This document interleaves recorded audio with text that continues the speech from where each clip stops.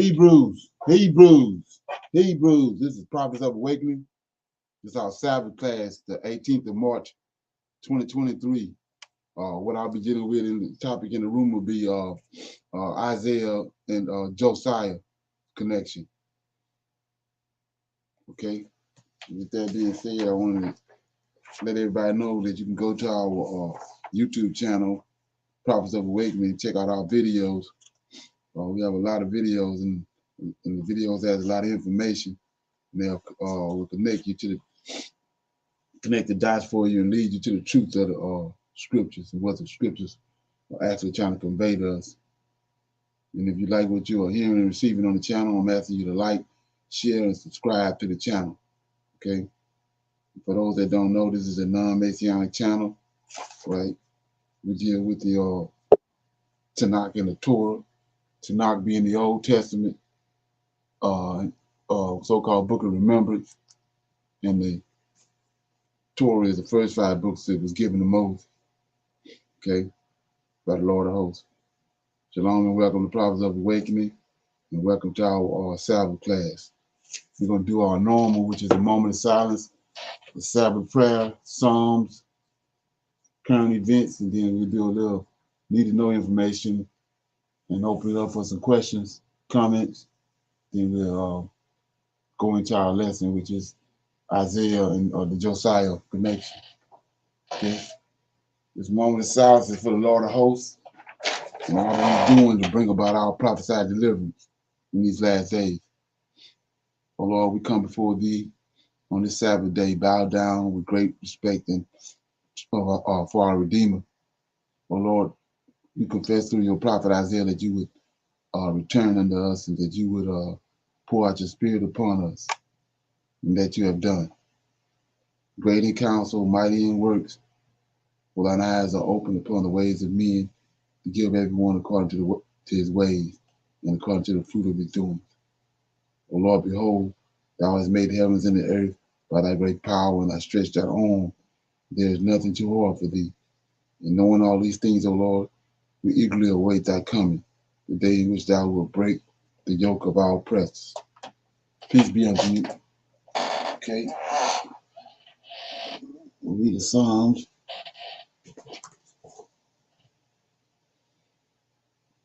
Okay.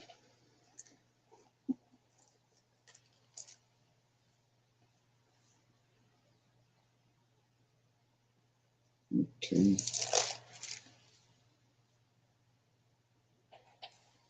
Read Psalm 40. It's praise for answered prayer. I waited patiently for the Lord, and he inclined unto me, and heard my cry. He brought me up also out of a horrible pit, out of the miry clay, and set my feet upon a rock, and established my goings. And he hath put a new song in my mouth, even praise unto our God. Many shall see it and fear, and shall trust in the Lord. Blessed is that man that maketh the Lord his trust, and respecteth not the proud, nor such as turn aside to lies. Many, O Lord my God, are thy wonderful works which thou hast done, and thy thoughts which are to usward, that cannot be reckoned up in order unto thee. If I would declare and speak of them, they are more than can be numbered. Sacrifice and offerings thou didst not desire. My ears hast thou opened. Burnt offerings and sin offerings hast thou not required. Then I come. In the volume of the book, it is written of me, I delight to do thy will, O my God. Yea, thy law is within my heart. I have preached righteousness in the great congregation. And lo, I have not refrained from my lips, O Lord. Thou knowest, I have not hid thy righteousness within my heart. I have declared thy faithfulness and thy salvation. I have not concealed thy loving kindness and thy truth from the great congregation. Withhold not thou thy tender mercies from me, O Lord, and let thy loving kindness and thy truth continuously preserve me. For the innumerable evils have compassed me about. Mine iniquity have taken hold upon me, so that I am not able to look up. They are more than the hairs of my head, therefore my heart faileth me. Be blessed, O Lord, to deliver me. O Lord, make haste to help me. Let them be ashamed and confounded together that seek it after my soul to destroy it. Let them be driven backwards and put to shame that wish me evil. Let them be desolate for the reward of their shame that say unto me, Aha, aha. And let all those that seek thee rejoice, excuse me, and be glad in thee. Let such as love thy salvation say continuously, the Lord be magnified. But I am poor and needy, yet the Lord thinketh upon me. Though thou art my help and my deliverer, make no tarrying, O my God. So that was Psalm 40, praise for answered prayer. Anybody got any comments on that? Okay. I just want to shine a light on 14. Let them be ashamed and confounded together that seek after my soul to destroy it, and let them be driven backwards and put to shame that wish me evil. Okay. So with that being said, we got some current events. It's kind of I chose these current events because of if you've been around for a while listening to the Prophets of Awakening, you understand that one of the things I keep proclaiming is that it's the Chinese the ones that's going to deliver us. We keep on waiting on the Americans, the one that brought us into captivity, to deliver us. But I'm saying that the Chinese going to deliver us. So we're going to check these couple of videos out and see if that's happening. Okay.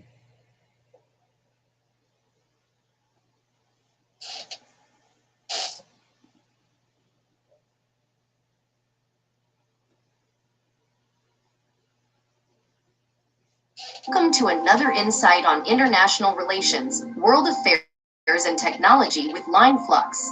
On Spotlight today, South Africa touts Jamaica to join BRICS Plus in delight to China's Xi Jinping before moving forward. Subscribe to the channel, like the video to help YouTube learn your preferences, and don't forget to activate the bell notification option to receive alerts whenever new videos about current events and global affairs that have an impact on our daily lives are posted. Let's get going. It began with strengthening ties when South Africa personally invited Prime Minister Andrew Holness to attend and take part in the 10th BRICS Summit, which took place on July 25 to 28 at the Sandton International Convention Center in Johannesburg, South Africa. Prime Minister Holness was the first head of government from Jamaica and the Caribbean to attend the BRICS Summit thanks to the historic invitation. The invitation was extended to Prime Minister Holness in his formal capacity as CARICOM chairperson. Prime Minister Holness expressed appreciation for the invitation in his letter of acceptance. Prime Minister Holness remarked, "I welcome the chance to present viewpoints of the Caribbean to the conference."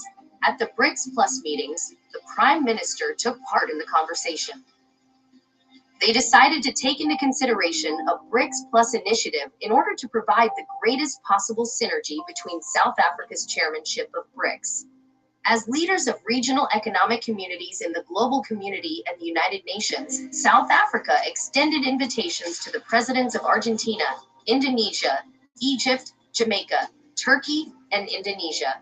It also extended invitations to the Secretary General of the United Nations. The sub-theme, Securing Sustainable and Inclusive Development for the Prosperity of the Global South, includes the BRICS Plus initiative. In addition, Prime Minister Holness passed up the chance to have private conversations with numerous leaders during his visit to the BRICS member states meeting. The Jamaican government spoke out in favor of the developmental bank being run by the BRICS. A BRICS bank would be beneficial for Jamaica, according to Senator Arnold Joseph Nicholson, the country's Minister of Foreign Affairs and Foreign Trade, who met with Dr. Rob Davies, the Minister of Trade and Industry, at a bilateral meeting in Jamaica today.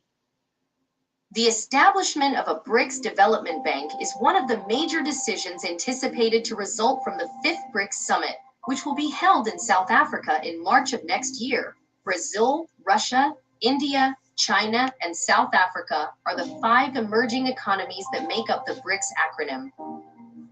The two ministers concurred that the BRICS Bank should be involved in securing funding for infrastructure and sustainable development initiatives in the BRICS and other emerging economies and developing nations, EMDC. They added that the World Bank and the International Monetary Fund were not meant to be replaced by the bank. They'd assert that the Developmental Bank, which is led by the BRICS, will complement the two organizations. According to Minister Davies, the value of South Africa's membership in BRICS extends beyond the country itself to include emerging markets throughout Africa. Nicholson went on to say that Jamaica was pleased to be connected with South Africa and that the Caribbean Community and Common Market, CARICOM, was a priority for the country. CARICOM, a group of 15 nations in the Caribbean Sea, includes Jamaica as a member.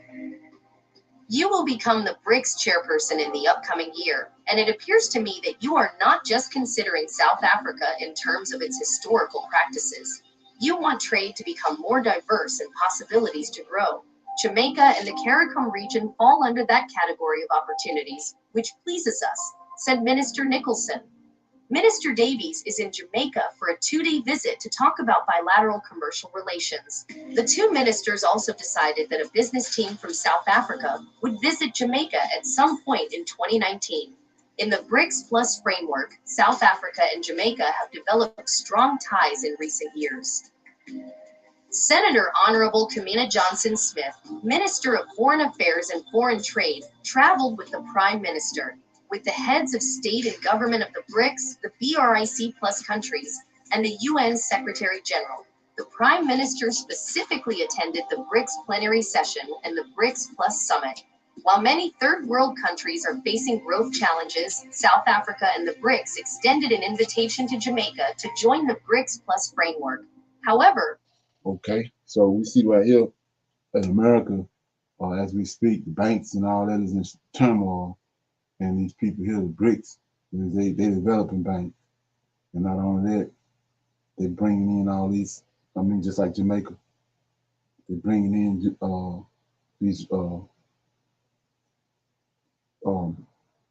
black countries to lift them up, lift them up, and they side with China. China is behind it. Just like with, we see America continuously sabotaging Haiti. Whereas the BRICS is doing just the opposite. But the thing about it is, what people don't understand is all being prophesied. Like I said, the Chaldeans, the one who took us into captivity, but it was the Persians that took us out of captivity. Right? And our forefathers was sitting there looking for the Chaldeans, and Nebuchadnezzar and his descendants to deliver them. But Cyrus came on the scene and delivered. Okay? So we got another example of that right here. This one right here is more obvious.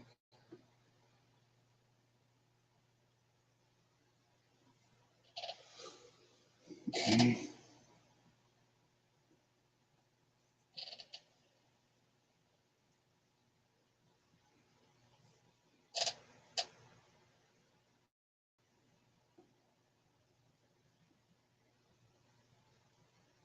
Offers us an alternative way to develop ourselves.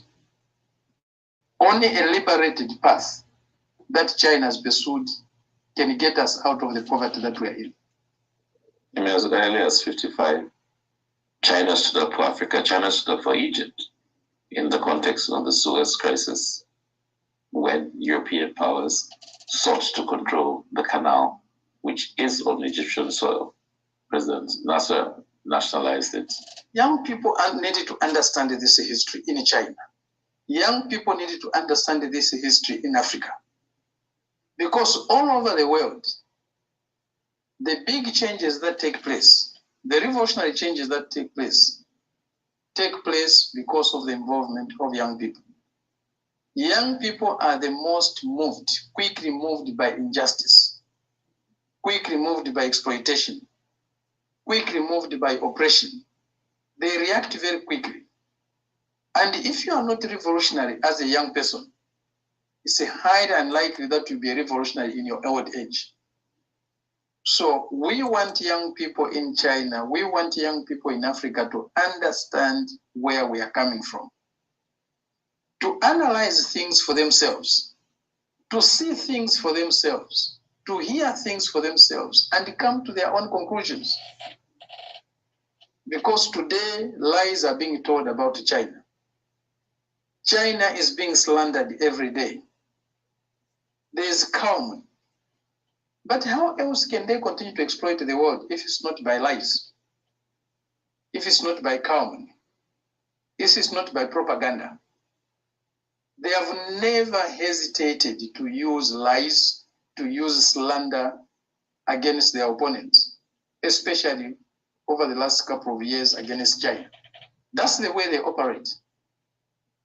Lies is part of their way of operating, way of interacting with the world. But for us, who stand on the other side, lies have never been our methods. Calumny has never been our methods. Falsehoods have never been our methods. The truth moves slowly.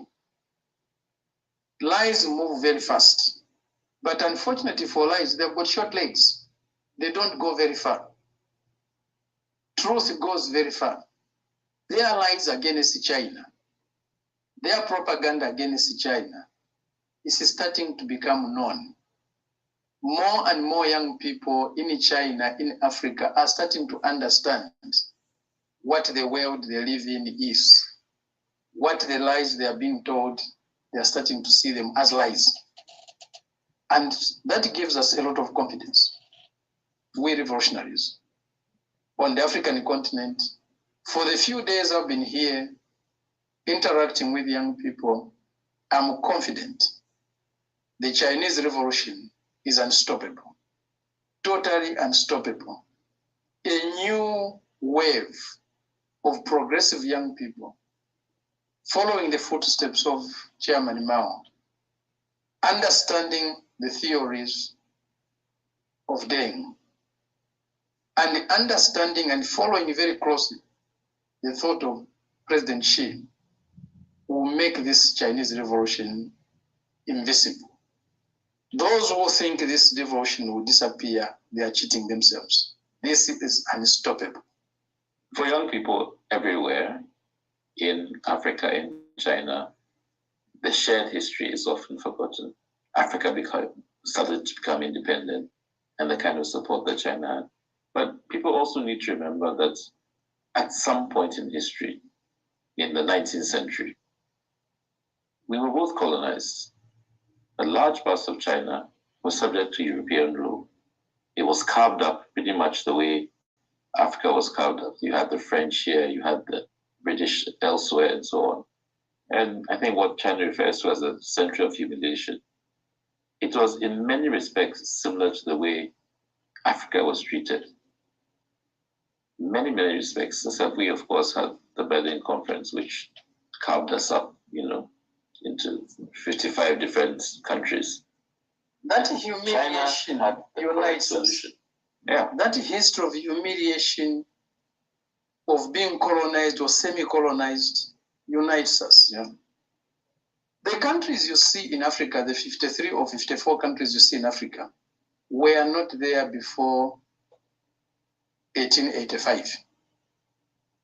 Before 1885, it was just one continent with rivers and valleys. Now, some people are concerned that they might have to go for a long.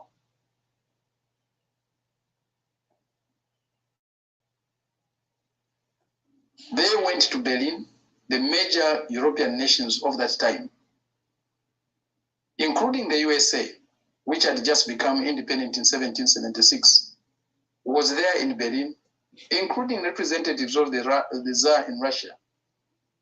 No representatives from Africa. They went to Berlin and shared Africa among themselves, like a piece of cake, just cutting. So the countries you see today were not created by us Africans. They were created by the Europeans, not for us, but for themselves.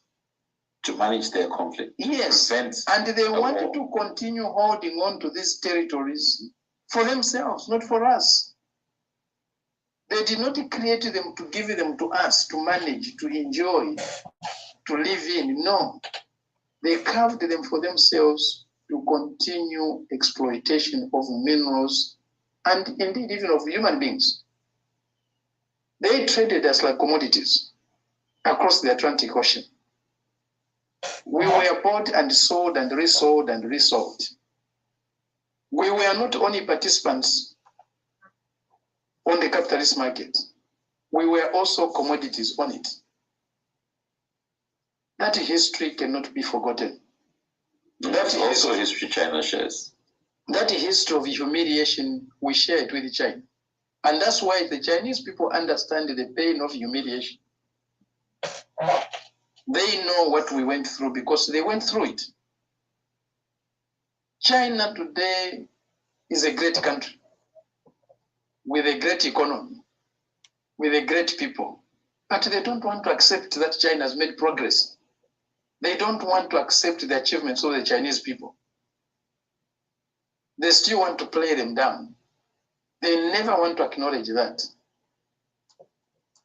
We, the friends of China, are seeing that progress. And to us, China offers us an alternative way to develop ourselves. We will never get anywhere following the path shaped, paved by our colonizers. Only a liberated path that China has pursued can get us out of the poverty that we are in. We have more to learn from China. We have more to cooperate with China. We have more to do with China. China is a source of inspiration for us. And because it's a source of inspiration for us, we have to defend China. We have to defend the achievements of China because these are our achievements. What China has gained over the last 40 years. How is that sustainable? When you have these crushing extremes of poverty and deprivation, how is that democratic? They have created world? A world that today even they themselves are scared of. Scared of it. This is the world that is destroying the environment. This is the world that is increasing poverty. This is the world that is creating unemployment. That can't deal with pandemics. That can't deal with pandemics. Can't deal with the problem of inequality, growing inequality. Every year in winter, they go to Davos. The best economic thinkers of capitalism, the best businessmen of capitalism, the leading statesmen of capitalism, they go to Davos in Switzerland. Okay. Any comments on that?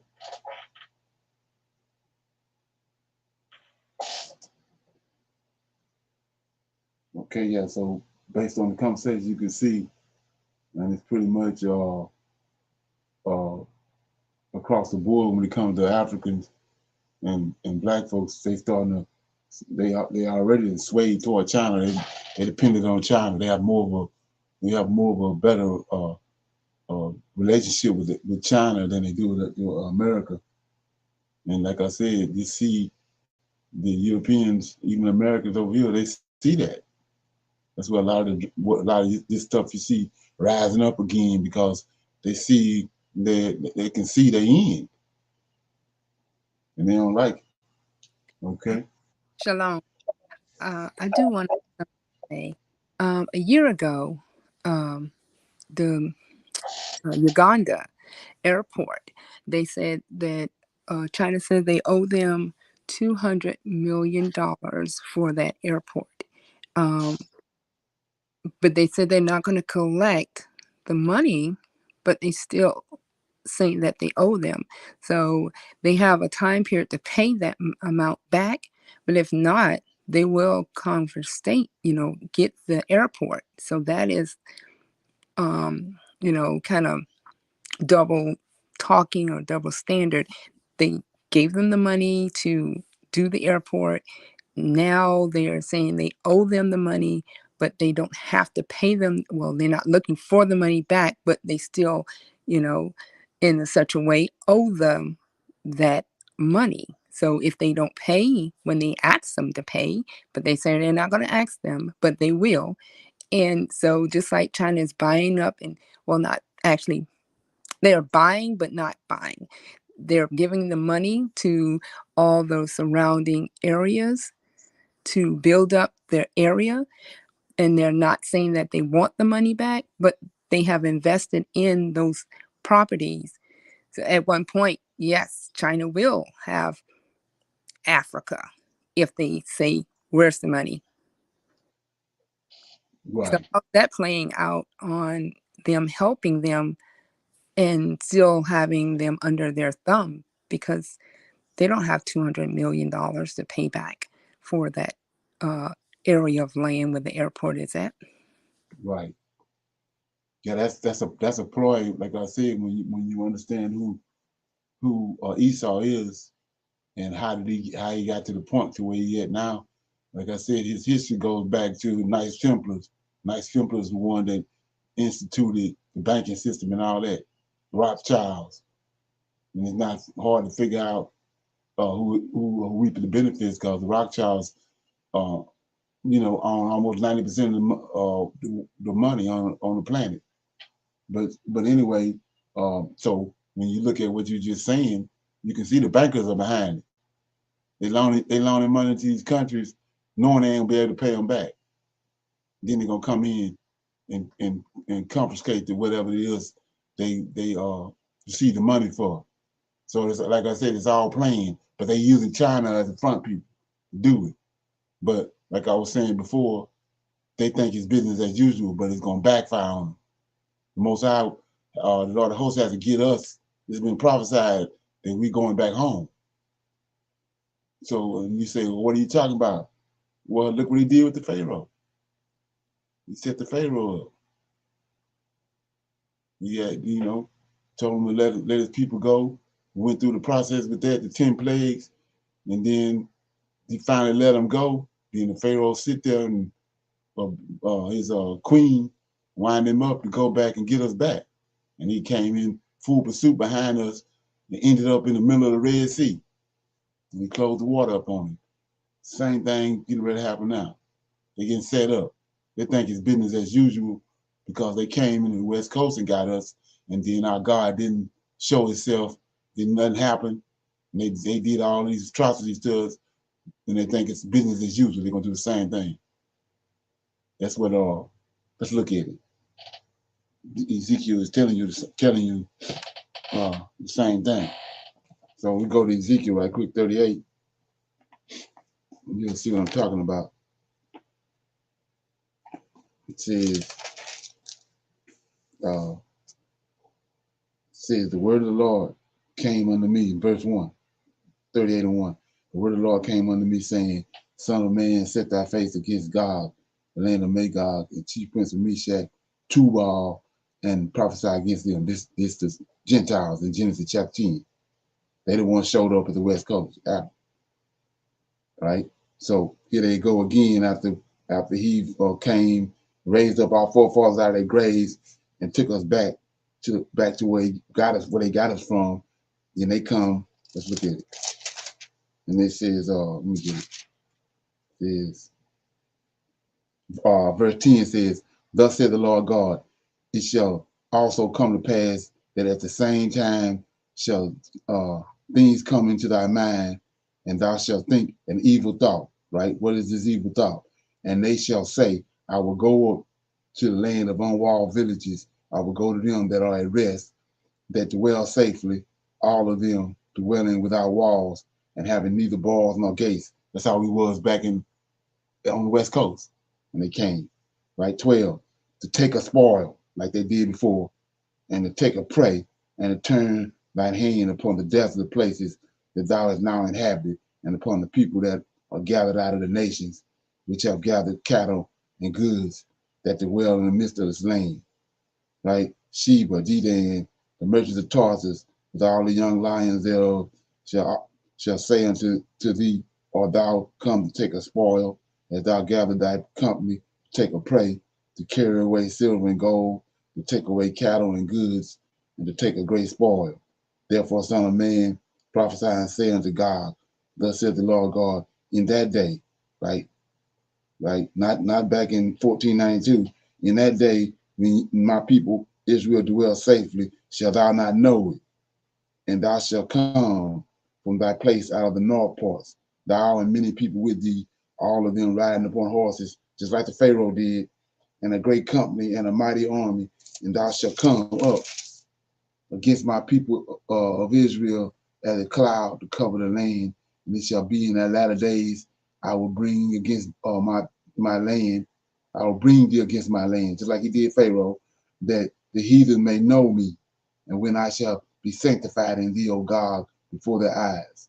Thus says the Lord God, art thou he of whom I have spoken in old times by my servants, the prophets of Israel, which prophesied in those days many years, that I will bring thee against thee. And it shall come to pass at the same time, when God shall come against the land of Israel, saith the Lord God, that my fury shall come up in my face. For in my jealousy and in the fear of my wrath have I spoken. Surely in that day there shall be a great shaking in the land of Israel. So they're gonna come thinking it's business as usual, but it's a setup, just like he set the Pharaoh up. Okay.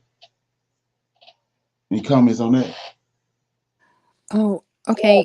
One thing, Gog, Gog. Right. Um, okay. Who is that? That's China, Russia, and Tubal Cain, and that's the European people. That's Gentiles in Genesis chapter 10. Japhet.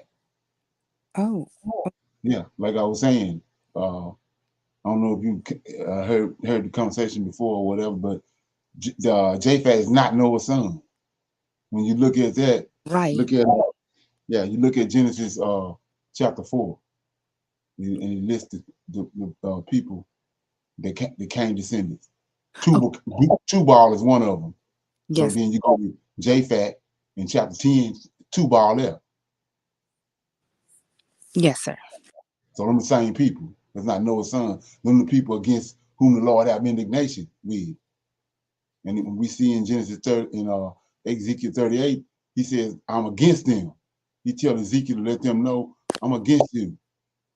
Then we just read where he said, in old times, back in Genesis, he ain't never been with them people. They're against him. That's Cain's descendants. Cain came from the serpent. Okay. Yeah, that's where the rift at. It's been going on for ages between the black man and the white man. That's the rift right there. Okay. We're not from the same place. Them Cain descendants. They come from the serpent. Right. Right. Thank you. Hard facts. Yeah, them hard facts. You know. Anyway, so with that being said, I had been mentioning, maybe y'all can check it out, when we get off the line or whatever, but I was talking about Project Bluebeam and all that stuff. Well, let's check this out. This it's a little short video, but it's talking about some of the things they've done during 2023 during the New Year celebration. And check out what's going on in the sky. Okay, let me get this situated first. I gotta Negro rig this. Okay.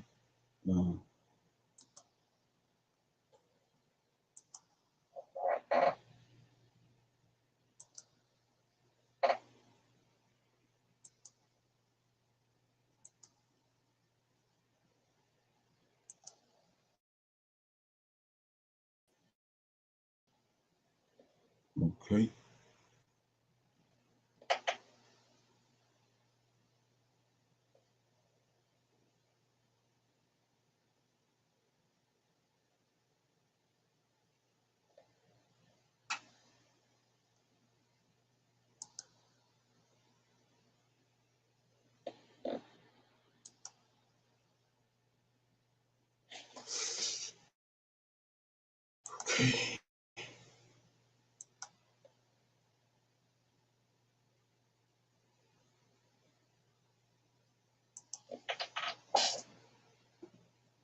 Hello, folks. Well, we're living in a time in which we can see many different Bible world. Like, for example, this celebration, where you had the drones and the transhumanist themes, that you saw this giant head with the AI in his forehead and a scan of his fingerprint. And it just makes you think of the mark of the beast, of what the Bible says in the book of Revelation, where he causeth all, both small and great, rich and poor, free or bond, to receive that mark in their forehead or in their right hand. So you had that displayed with this AI technology in the New Year's Eve celebration. The AI implanted in the forehead and the scan of the hand, the fingerprint, all about entering into this new beast kingdom, a digital ID. How could this all have been seen by humble men thousands of years ago unless they were moved by God himself? And remember, we can't detach Rome from these prophecies. And you may think, well, how is Rome involved with big tech? Well, you just have to look that the Pope has meetings with all the leaders of the big tech, and the Vatican released their encyclical called Inter Mirifica, which is an encyclical on social media communications. It was a Jesuit priest who was dubbed the father of transhumanism. It was a Jesuit priest who was said to have conceived of the Big Bang theory. It was a Jesuit priest who was involved in the hoax of finding the so-called missing link in evolution, because they're claiming to be for Christ, but they're actually working against the gospel when you look into it, when you look at the deeper levels. Not to say that all of them involved know that, but on the higher levels, the upper echelons, we can see that there is an agenda against Christ. I mean, it should be pretty obvious. There is nothing of God in a transhumanist singularity. It's one of the most soulless displays that is antithetical to God's creation that you will see. And the idea of bringing a singularity to a world that is in rebellion to God should give us a stark reminder of the Tower of Babel, and really shows that this agenda is anti-Christ. Just like this disturbing image from World Youth Day in Panama, which just about sums it up, really, doesn't it? Where you have the Pope on the stage and this massive image on the screen behind him of what essentially is a serpent with its mouth open aggressively towards the cross. So this is showing that the politico-religious system of Rome and the papacy is opposed to the cross. Much in the same way, actually, that self-professed Kabbalist Madonna recently released a series of photos of utter blasphemy against Jesus Christ and the Last Supper. And of course, the name Madonna is another term used for the goddess figure. Notice how she's dressed as the Roman Catholic Virgin Mary. And that is no coincidence, because it's exactly the same thing. And no wonder why the reformers were so heavily focused on Rome's role in prophecy. It's at the very heart of the Antichrist.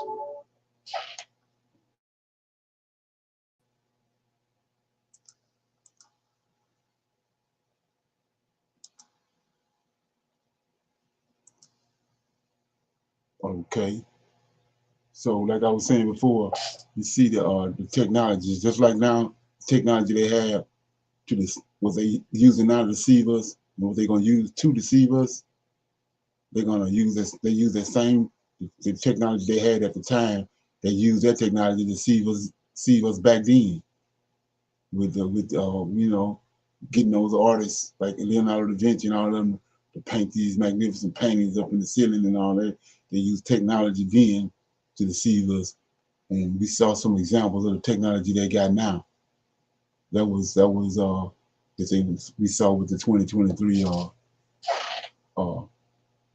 New Year celebration. How they use the cloud seeding, the screens they making in the sky to present those images in the sky. That's a sign of what's getting ready to come. Any comments on that? Yes. So when the readers of who's reading the Bible is looking for the mark of the 666, but really is the chip or the AI, and This is the only tool you need. Yeah. Say that again. Hold up. This new military flash. Say that again. that the readers of the Bible is looking for the mark of the beast, saying 666 will be placed on your forehead or on your arm.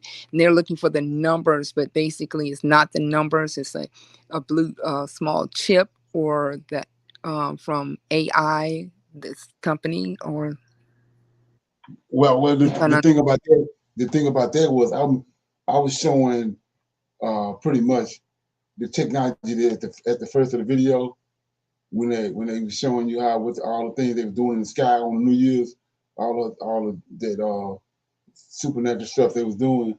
But like I was saying, when it comes to the Antichrist already came back in the third beast. Angelic epiphanies came, and so when you say looking for the mark of the beast and the man, let's look at that. I don't know if you ever heard this conversation, but so you look at you go to Revelations, right? Based on all the information we already gathered, let's look at it. So it says, this is another one of those things I said about how slick Esau is. So it says, let me find that.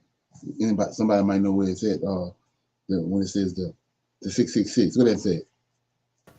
Is it 13? What it say? Where is it? It says, and I stood upon the sands of the sea, and I saw a beast rise up out of the sea, having seven heads and 10 horns, and upon his horns 10 crowns, and upon his head the name of blasphemy. That's the same beast, the fourth beast that's Daniel described. And the beast which I saw was likened unto, let me see, that's the right place. I'm in the right place. Okay, it says, and I saw one of his heads as it were wounded to death, and his deadly wound was healed, and all the world wondered after the beast. And so it's not a man. The beast is four beasts. You see, the beast receive a wound in the head. So the four beasts, and like I was saying, it's 10. Daniel tell you the four beasts is diverse from the other three. And so what do we mean by that? The Babylonian Empire rose in the same place and fell in the same place. And the second beast, the Medes and Persians, rose in the same place, fell in the same place. Greeks too rose in the same place, fell. But the third beast, which is Esau, which is Edom, they able to transform themselves, relocate. And so we see them. It started in Rome, and then it ended up with Charlemagne, and then the British Empire. Then we saw that they branched off from that, came to America, and then now we see them transform again. They moving again with Chinese. So he says, it says right in verse 3, and I saw one of his heads, the 10 heads.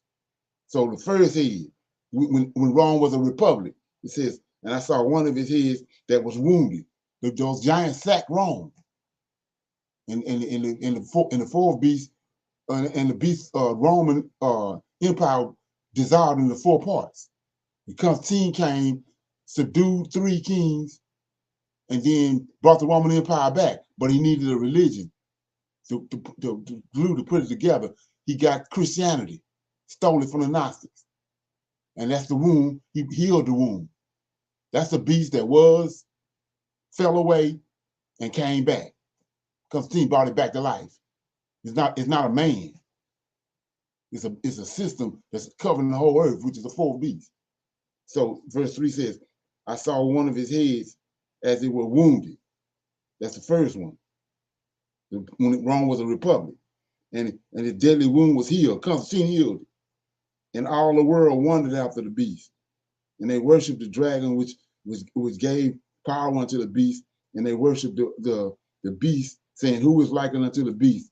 And who was able to make war with him? Nobody. Even to the day. They still in power. So it says, and there was given unto him a mouth, speaking great things and blasphemies, and power given unto him to continue 40 and 2 months. And he opened his mouth, and now check it out. I mean, I don't know if you're going to be able to handle this or not, but it says 5, there was given unto him a mouth speaking great things. What's the mouth they gave him? JC the mouth. So what did he do based on all the information we found out? Verse 6, he opened his mouth in blasphemy against God, and to blaspheme his name and the tabernacle and them that dwell in it. That's what New Testament is. That's why everybody's sitting waiting on this. It already happened. It concocted all this back in the day. So let's look at that. I was in verse 3. He says, I saw one of his heads as it were wounded to death, and the deadly wound was healed, right? So how did the deadly wound get healed? Let's go to Daniel right quick.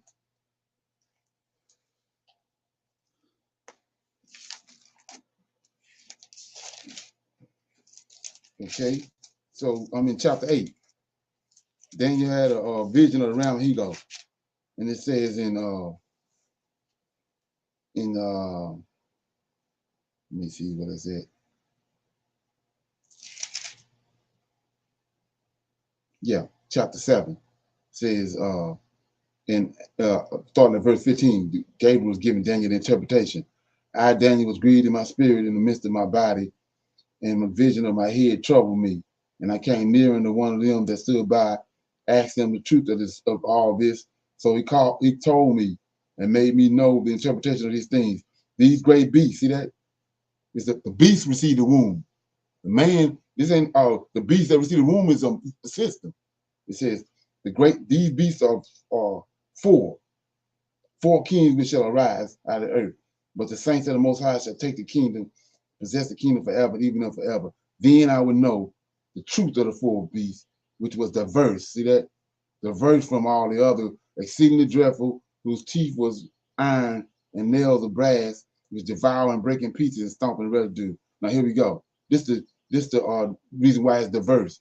And the 10 horns that were in his head. So 10 different, it transformed itself 10 different times, right? It says, and before whom 3 fell. So who was these 3? When Constantine came. It's 4 men. The Roman Empire was divided into 4 different sections. Constantine destroyed the other 3. There they go right there. And the 10 horns that are in his head, and of the other which came up, and before whom 3 fell. That's Constantine. He knocked these other 3 men off. Even of the horn that had eyes, that's Antiochus Epiphanes. And the mouth that spoke great things, whose looks were more stout than his fellows. And I beheld, and the same horn made war with the saints, and prevailed against them. And until the Ancient of Days, the judgment was given to the saints of the Most High. That's Ezekiel 38, 37. So all this stuff, and this stuff already happened. 4 beasts received a wound in the head. Rome was sacked for 2 years. The giants, they sat in Rome and pillaged Rome for 2 years. And then they finally left. And when they left, Rome was in shambles. So what I'm showing you is that they got just like they fooled us back in the day when they got all those artists and they used the technology at the time, the art and all that and the geometry and all that. It fooled us then. They got plans again to fool us. They're gonna make it look like JC coming in the clouds with this Project Bluebeam. We seen examples of that at the fireworks show and the light show they did when at the New Year's celebration in 2023. So you get a chance, you can go Google that and on YouTube to see what see some of the effects that they use to at that New Year's celebration. But I was just showing you the first part of that to show you the light show and all that what they had done. Yeah. Okay. Ezekiel 13:18, verse 18. Right. 13 and 18? Yes, sir. Okay. What did it say? Okay, one moment. I try to get to it too fast.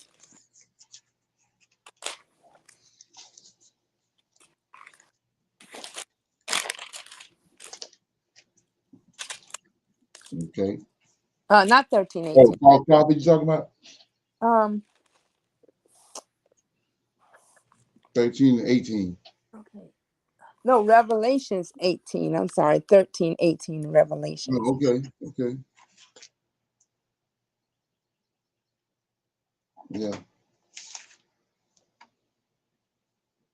Here's the wisdom. Let him that have understanding count the number of the beast, for it is the number of a man, and the number is 603 score and 6. Right. So, like I was saying, who the man is? Who the man is that's speaking blasphemy against the Lord, against saints of the Most High, against Yahweh kingdom? JC. There he is. It said the beast. We know the beast is a system, but it said the beast was given a mouth. That's JC. They gave him a mouth. They made the beast talk. I don't know where to make it talk, but they created this image, just like Nebuchadnezzar did. And the image that spoke for the beast, how they conquered everything, got everything they got, was through the New Testament, through JC. He the one. That's where the blasphemy coming from. And let's look at it right here. I mean, you gotta let that ferment. But anyway, so it's in Daniel. It says Daniel chapter 8 says verse 24. It says, well, I'm gonna start at 23. And in the latter times of their kingdom, right, which is the beast, in the latter times of this beast, the Greek kingdom, when the transgressors are come to a full king of fierce countenance and understanding dark sentences, shall stand up. His power shall be mighty, but not by his own power. He shall destroy wonderfully, shall prosper, practice, and he shall destroy the mighty and the holy people. And through his policies, also he shall cause crafts to prosper in his hand, and he shall magnify himself in his heart, but by peace he shall destroy many. So we see when Antiochus Epiphanes came, he done all this. He instituted it. He attacked the New Testament. I mean, he attacked the Old Testament, and he came and he started attacking the law and all that. Well, he was a precursor, because then when he was the end of the third beast, and he set the stage for the fourth beast. So when the fourth beast came on the scene, these are the same people. They both Gentiles. The Greeks is Javan, and the Romans is Chechen. Both of them in Genesis chapter 10. So he set the stage for it. Then they finished it off at the beginning of the fourth beast, when they created JC and attacked our the Old Testament in Alexandria, Egypt, when it was writing all these books that we was dealing with last couple of days, all these so-called canon books, but they ain't nothing but plagiarized books. They'll stick a little meat here and there in each book, but the whole objective was to usurp the understanding that the Most High had in our scriptures, and they did it by creating this man called JC. That's how the beast spoke. Okay. So this whole thing is systems instead of looking at fleshly person Right. doing things. We got to look at it as a whole system, and how we can really understand what's really going about because of. Okay. Right. Each one of those beasts that he called the beast is a system that overspread the whole earth. Like the Babylonian Empire, they was the ruling power at the time. Then the Medes and Persians came in. Then the Greeks came and ruled the world for a long time. Then the fourth beast came.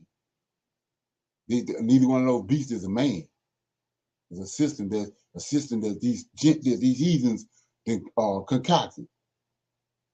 And the fourth beast is a combination of all of three that came before it. That's why the fourth beast got paws like a lion and got spots like a leopard. He got characteristics from all of the three beasts before him. And so all they did was took, they feeding off of what they had already learned. Because Alexander was feeding off of Cyrus. Matter of fact, Alexander worshipped Cyrus. Darius, because he conquered Darius. Darius was the last king of the Medes and Persians, and so when he came and he overtook Darius in the battle, his men ran Darius down and killed him. And Alexander was pissed off, and he had those men killed because he marveled at Darius. He implemented all the things that Darius was doing. He implemented it. That's why he had his capital at Babylon. And that's all they did. Like I said, and the Greeks come in, all they do is incorporate the previous civilizations, incorporate them into, that's what they call Hellenization. They take what they already got over here and what they come across from these nations and combine them all together. And that's what Christianity is. It's a Hellenization of all those previous religions that the Greeks came in contact with. And they use JC as the mouthpiece. When everything written in red, that's the mouthpiece. Okay. Yeah. So anyway, so we had Q&A. Anybody got any comments or questions about something that they came across? Okay, I got two things I want to deal with. Anybody got anything they want to comments or questions? Not at this time. Okay, let me see. Yeah. I'll play this and see if I can get some feedback. Okay.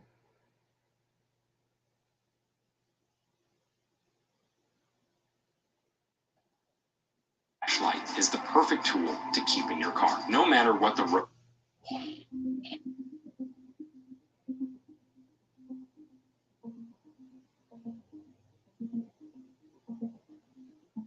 Are some of us Nephilim today? Genesis chapter 6, verses 1 through 4. And it came to pass, when men began to multiply on the face of the earth, and daughters were born unto them, that the sons of God saw the daughters of men, that they were fair, and they took them wives of all which they chose. And the Lord said, My spirit shall not always strive with man, for that he also is flesh, yet his days shall be 120 years. There were giants in the earth in those days, and also after that, when the sons of God came in unto the daughters of men, and they bare children to them, the same became mighty men, which were of old, men of renown. There's a great deal of fascination and intrigue that surround the topic of Nephilim. Although the giants Nephilim are barely mentioned in the Genesis narrative, they were the subject of great fascination in later apocalyptic literature, especially the Book of Enoch. The word Nephilim is translated as giants or fallen ones. They are described in Genesis chapter 6, verse 4, as the mighty men of old, and men of renown. Nephilim are mysterious beings with unusual size and strength. The exact origin of Nephilim is somewhat debated. However, there is one major school of thought. So like I was saying, that's a lie. That's like we dealing with the Gnostics. They're saying they don't know where the Gnostics originated from. You know where it originated from. That's their way of copping out. Like here, they know where the giants came from. You got a whole system in place. You've been hiding it. Like they say, they taking every time they somebody finds some bones, they show up and confiscate the bones. Then when they come back up again, nobody can find the bones. They're covering it over. Which is widely accepted by most biblical scholars as the origin and the creation of the Nephilim. Which is that the Nephilim are the products of the intermarriage between the sons of God, which are fallen angels, and the daughters of men, which were the daughters of Adam. The fallen angels saw how beautiful the daughters of men were, and they intermarried with them in those days, giving rise to a hybrid creature of human and angel called the Nephilim. So let's look at that right there right quick. You know, I couldn't let that pass by. So, you know, I mentioned this on several occasions. I don't know if it went over people's head or whatever, but so we know that in the book of Enoch it tells us he created these 7 angels at the very beginning, right? He created these 7 angels. These 7 angels are watching over Adam's seed. They're watching over Adam's descendants. They're dealing with Adam and Adam's descendants. Then he created millions and millions of angels, thousands of angels. He created them. He spoke them in existence. But he formed the 7. The 7 is watching over Adam's seed, right? And so these other angels they created, they watching over the man that he created on the 6th day. Gentiles. The Gentiles are the 6th day man. These other angels, they're the ones that those created beings, angels, came down. They watching over the created man and his lineage and his progeny. And they came down and intermingled with them. So they ain't come to know the women in Adam's lineage, because these 7 angels watching over them. And that was back in the beginning. They weren't coming nowhere messing with no women, Adam's descendants.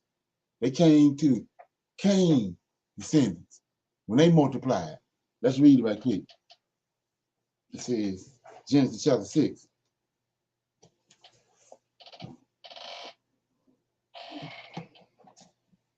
I was talking to somebody the other day. They was telling me don't lie to them. So I'm coming on with it. So he says right here, it says, and it came to pass when men began to multiply on the face of the earth, daughters were born unto them. So this Cain lineage. You gotta understand they falling off. Not only was Satan kicked out of heaven before Genesis 1:1, he had a third of the angels kicked out with him. So they watching what he done with Eve. Then it says right here in verse 6:1, and it came to pass. What came to pass? After what the serpent done. When men began to multiply on the face of the earth, daughters were born on them. They had to wait. It wasn't but one woman in the garden. So they had to wait. And then when the daughters were born unto them, then the sons of God, created beings, 200, saw the daughters of men that they were fair, and they took them wives of all which they chose. That's Gentiles and the 6th day man. So he being slick. So he didn't come to know Adam's the women of Adam's descendants. Because these angels, these 7 angels watching over them. They tasked to deal with Adam's descendants. Okay? That's why he said, I chose you. There are several arguments about the identity of the Nephilim. While there is the view that the sons of God were fallen angels who intermarried with the daughters of men, some argue that it is impossible for spiritual beings to have sexual relationships with humans. The less spiritual view about the Nephilim says that the sons of God were the descendants of Seth, the 3rd son of Adam. According to this view, it is believed that the daughters of men in this case were the ungodly daughters of Cain. However, if we consider the fact that the size and nature of the Nephilim were greatly abnormal, it is difficult to believe that they were purely of human and human offspring. The Nephilim are unquestionably supernatural in nature. So let's look at that right quick. Let's say I want to debunk that. So it says that it's impossible that angels can't sleep with the women, right? Let me go to Genesis 8, a couple of places right quick. Genesis 18, right? It tells you right here, Genesis 18. It says the title, chapter 18, 3 angels visited Abraham, right? But then you start reading the text is gonna speak for itself. And the Lord appeared unto him in the plains of Mamre, in the sat in the tent during the heat of the day, lifted up his eyes and looked, and lo, 3 men, but they angels. This is how they was able to go into the women. And then you gotta look at it. They not made in our image. We made in their image. So we see right here, the 3 angels came, right? So let's go to Genesis 1:26 and rightly divide this. Let the scripture speak. Genesis 1:26. They're saying that this is the Father, Son, and the Holy Ghost, right? But Genesis 1:26 says, and God said, let us make man in our image and in our likeness, and let them have dominion on the fish of the sea. So he said, let us make man in our image. We see over here, it's more than one. Right here, that came down to Adam, Abraham, right? And they men. So this who talking in Genesis 1:26. Let us make man in our image. Then let's go to Daniel right quick. One more precept. And it says, Daniel chapter 10, right? It says, Daniel chapter 10, verse 5. It said, then I lifted, just Daniel, when he saw the Lord of hosts. Then I lifted up my eyes and looked, and behold, a certain man, clothed in linen, whose loins were girded about with fine gold. His body was like beryl. What body? The body of a man. That's what Daniel looking at. A certain man. So when these angels came down to cohabitate with these women, this is how they appeared, like men. Men have sexual organs. They got sexual. If the man got a sexual organ, they got them. We got them from them. So he talking sideways, you know. Okay, we'll let a little more of this play. Sure. And for this reason, this is why I and other biblical scholars hold the viewpoint that they were a product of angel and human intermarriage. Genesis chapter 4, verses 25 through 26 says, and Adam knew his wife again, and she bare a son, and called his name Seth. For God, said she, hath appointed me another seed instead of Abel, whom Cain slew. And to Seth, to him also there was born a son, and he called his name Enos. And then began men to call upon the name of the Lord. Some argue that because people began to return to God after the birth of Seth, Satan devised a means by which he could corrupt the entire human race after the fall of man. Satan wanted the whole human race to be in irrecoverable ruins, and this he attempted to achieve through the intermarriage of fallen angels with the daughters of men. However, this is not our topic for today. Our topic is, are some of us Nephilim? One of the most commonly asked questions is, are there descendants of the Nephilim in the world today? The basis of this question is found in Genesis chapter 6, verse 4, which states that Nephilim existed before the flood and even thereafter. The question is, how did they survive the flood? The Bible is explicitly clear that the family of Noah were the only survivors of the flood. However, okay, so right there, that's this the reason I keep on showing you Cain, that Japhet not Noah's son. These folks hid themselves in the scriptures. because he told Noah to go get a male and a female from all flesh. And we see it's in Genesis chapter 4, and starting at verse 16, Cain descendants. He told him to get a male and a female of all flesh. The serpent is an angelic being.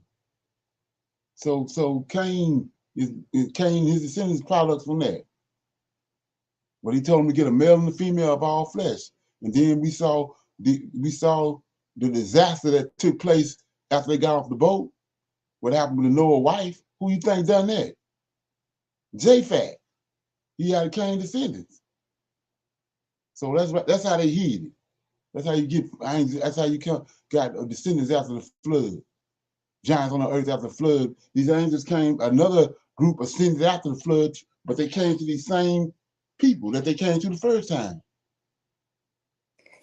Shalom. Yes, sir. Yeah.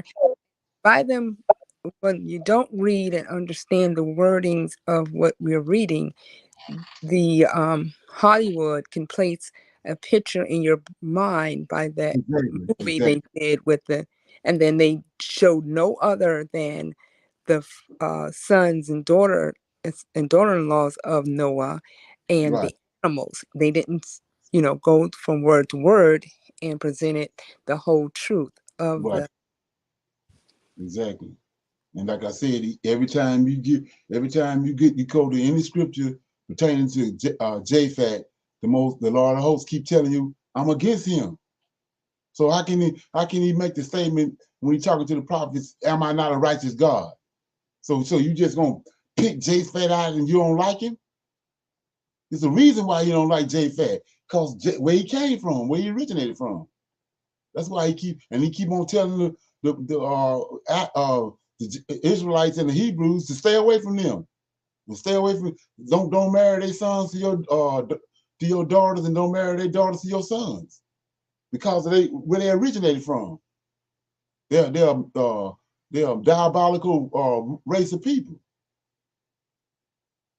But they won't tell you that, and we know that's who Japhet is. So how in the hell did he come from Adam's descendants? You got 3 boys, but one of them you the Lord of hosts, and Noah, you love Noah. You got 3 sons, but one of them you just pick out you don't like. You got a problem with him. Now, that ain't how it works. There's a reason behind the reason why he don't like Japhet and his descendants. And then he incorporate them in prophecy when he say that he's going to return at the end time of the Gentiles got to play itself out. So in the same way he told Abraham about the Amorites. He said, you're gonna go into captivity in Egypt, and then you're gonna come out. And when you're gonna come out with great substance, but the time of the Amorites ain't fulfilled yet. Then we see that Moses and Caleb and Joshua killed the Amorites. That fulfilled that prophecy. Got nothing to do with today. And the same thing right here, we see he got a problem with Japhet because of who they are. Okay, yeah. Anybody got any questions on that? Yeah, I went to the scriptures. I went last night, and we was talking about the Gnostics last night, and I wanted to share this with you. So let me get it right quick. Okay, this is another book right here. This is Gnostics. This is what they discovered. They dug up the Dead Sea Scrolls over in the Qumran Cave, but they dug this up too. These Gnostic books. It's a Gnostic library, right? Just, like I said, see how thick it is. But anyway, so I was going to read you out of that about wisdom. I did everything under the sun last night to find these, and I couldn't. So I'm just going to use it right here in the questions section. So let me read this about Sophia, wisdom, right? So, a lot of people are going to say You know, I'm a male chauvinist. But let me read it. It says, it's got a book that was uncovered called The Origins of the World, the Gnostic version of the origin of the world. So it says, let us therefore concern ourselves with the facts of the matter, and furthermore with the first product from which chaos was projected. And in this way, the truth will be clearly demonstrated. So when they say chaos, in the beginning, in Genesis chapter 1, say in the beginning was the word, and the word was, in the beginning was God created the heavens and the earth. Then verse 2 says it was darkness upon the face of the earth. They saying that's chaos. It was chaos. The darkness means chaos. It was chaos over everything. So it says, let us therefore concern ourselves with the facts of the matter, and furthermore with the first product for which chaos, darkness, was projected. And in this way, truth will be clearly demonstrated. After the natural, look at this. Remember what Satan told Adam. Most High put Adam to sleep and then made Eve while Adam was asleep. Satan came and told him while you were asleep, not only did he make Eve, but he made Lilith. So that's how he operates. So he says, after the natural structure of the immortal beings had completely developed out of infinity. So Yahweh ain't do it. Yahweh didn't make the seven angels. They just came out of chaos. I don't know, these beings came out of chaos, right? So a likeness then emanated from the Pius, which is from from faith, and it is called Sophia, wisdom. See that? This is where wisdom came from the Gnostic view, which is Christianity. So it says it exercised a volation and became a product resembling a primordial light, primordial light, and immediately her will was manifested itself as a likeness of heaven, having an imaginable magnitude. It was between the immortal beings and these things that came into being after them, like she, Sophia, functions as a vial dividing mankind from the things above. Now we know the scriptures tell us Yahweh doing all that. Yahweh doing all that, dividing, making man, and dividing the 7 days and all the things he did in those 7 days. But he's telling you right here, Sophia done it. Wisdom, right? So the Greeks and all the rest of humanity, besides the Israelites, dealing with the woman, because they're not dealing with the angels. They told them what everything that happened. So they looking at it and coming up with concoctions, looking at what they see and don't have no understanding on what they're looking at. Like the sun, with all the technology that the Egyptians had, they worshiping the sun. That's because they ain't had no contact with these angels. It's only Israel. And that's why the Bible says these Israelite men is men wonder that. Ain't no other men like them. So it says, now the eternal realm, the eons of truth, has no shadow outside it, for its limited light is everywhere within it, but its exterior is shadow, which has been called by the name of darkness.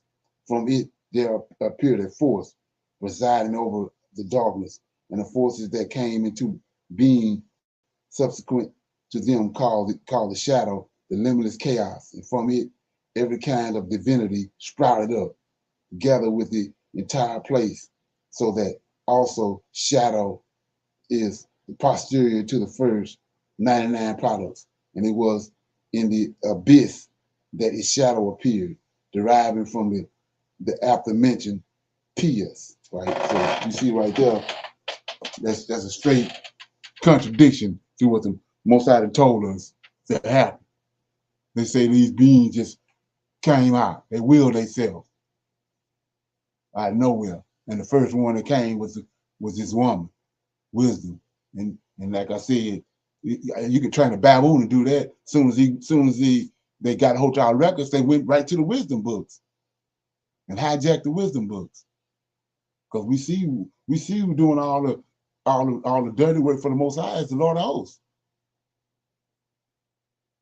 And Daniel told you, he said he saw him. And he described it. Come on. And then Ezekiel saw Yahweh and described it. Okay? Yeah. Any comments on that?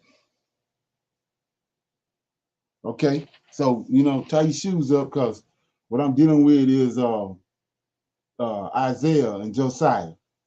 The connection between Isaiah and Josiah. Anybody know who Josiah is?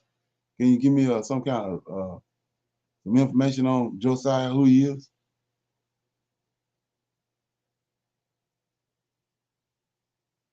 No comments? Okay, so let me go to the scriptures real quick. Everybody should know who Isaiah is, but so I'm gonna show you who Josiah is.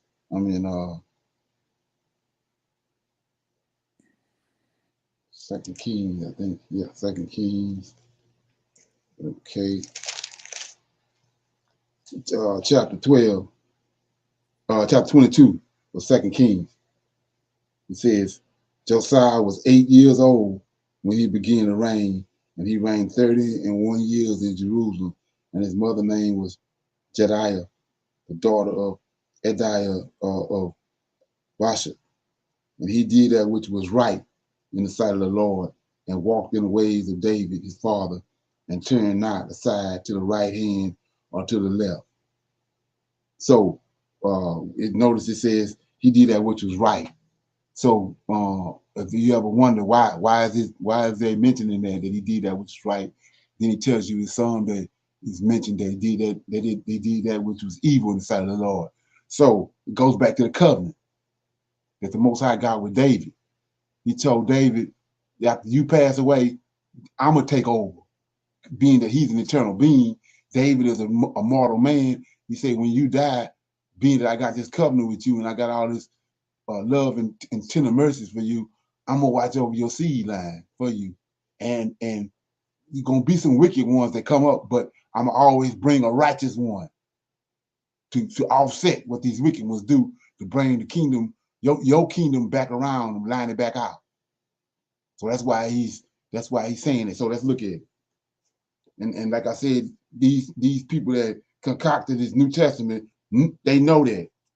And they using that understanding, they taking that understanding away from the reader and using it against them.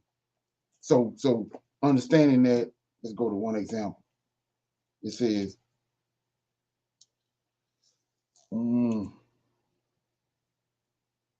okay, Isaiah chapter 9.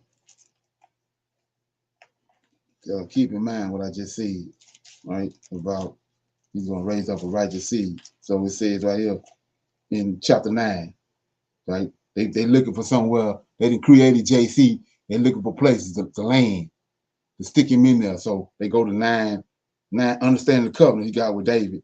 They go to Isaiah 9:6.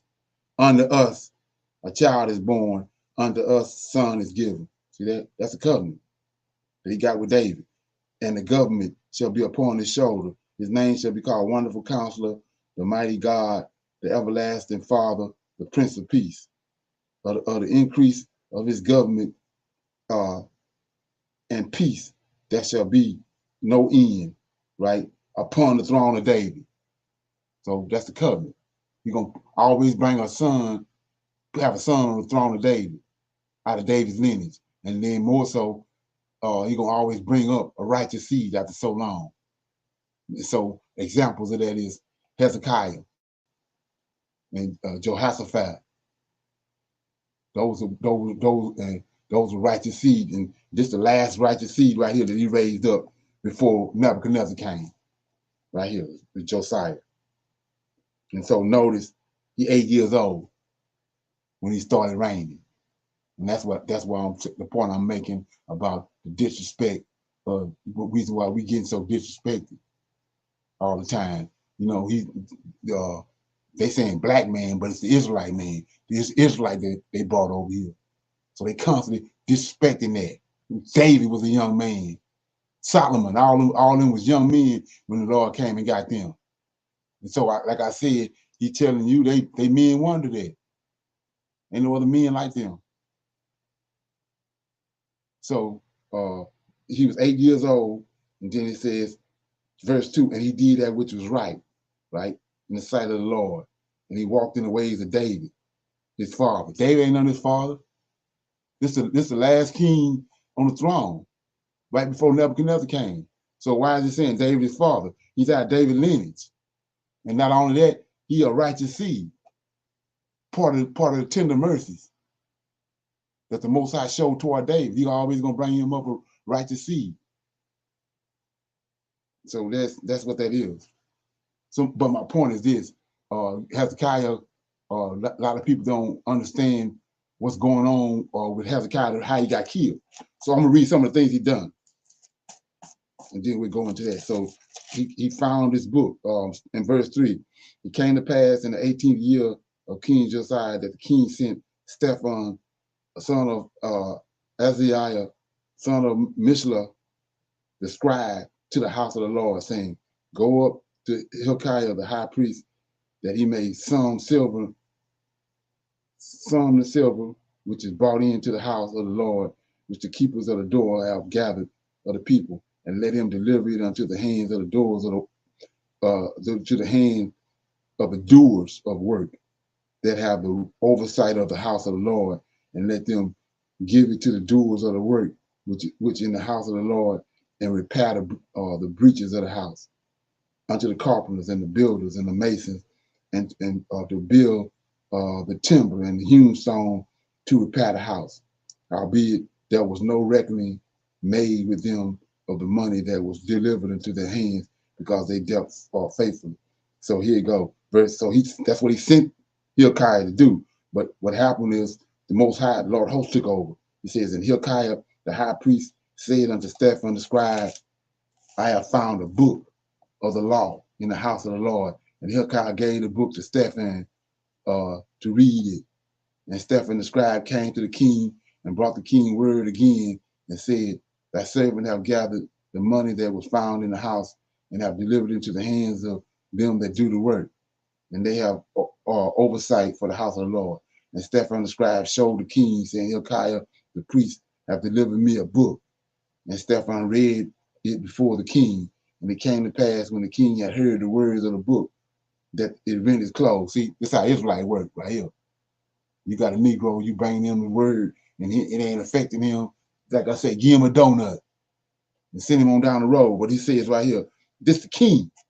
10 says, Stephan the scribe showed the king, saying, "Hilkiah the priest have delivered me a book." See that? And Stephan read it before the king.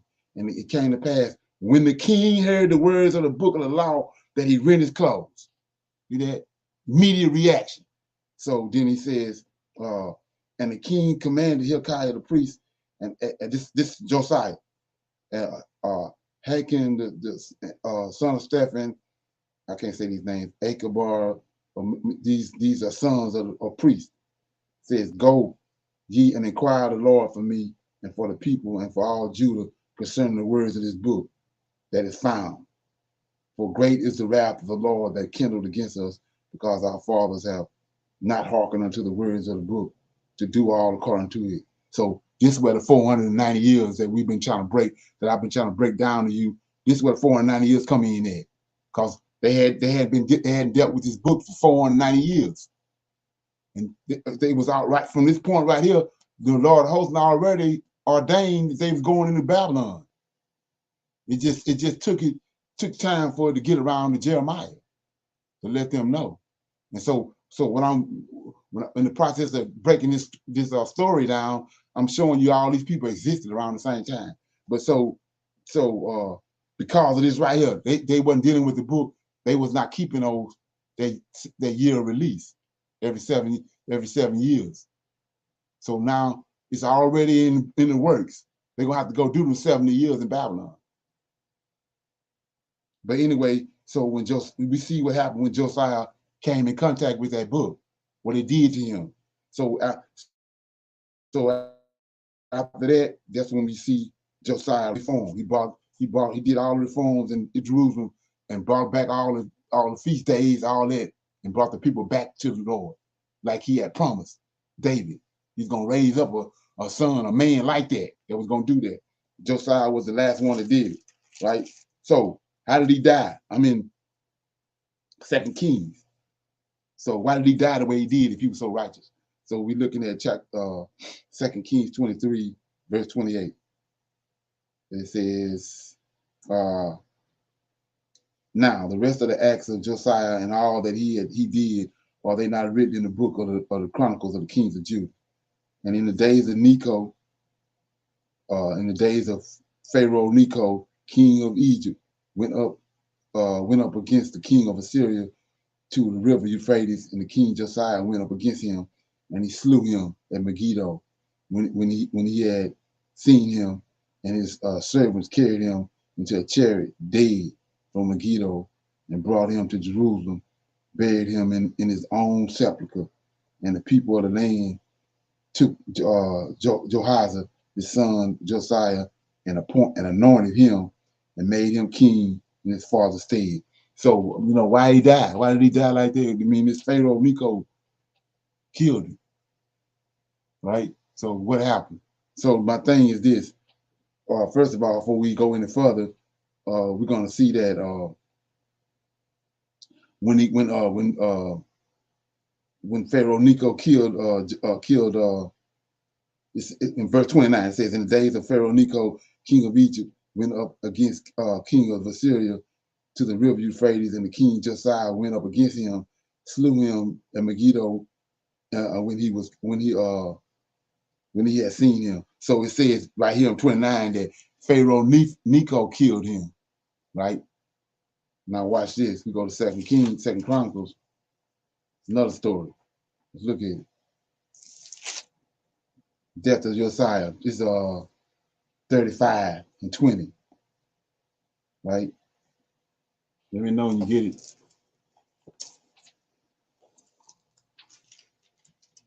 You got it?